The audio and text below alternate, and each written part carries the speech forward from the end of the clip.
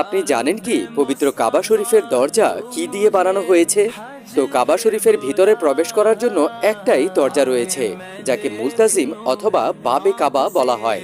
এই দরজাটা কাবা শরীফের জমিন থেকে 2.13 মিটার উপরে।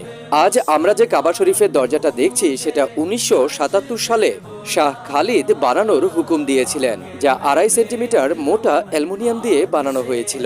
ওই দরজার উপরে রূপার পরত এবং তারপর স্বর্ণের পরত লাগানো হয়েছে, যার আনুমানিক খরচ প্রায় বাংলাদেশি টাকায় 30 থেকে 40 কোটি টাকা।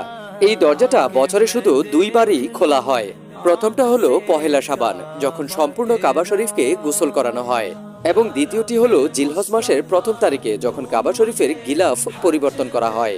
এছাড়াও বিশেষ বিশেষ ব্যক্তিদের জন্য ওই কাবা ঘরের দরজা খোলা হয়। আল্লাহ তাআলা যেন আমাদের সবাইকে সেই তৌফিক দান করেন যেন আমরা নিজ চোখে কাবা শরীফের ভিতরে দেখতে পারি। আমিন।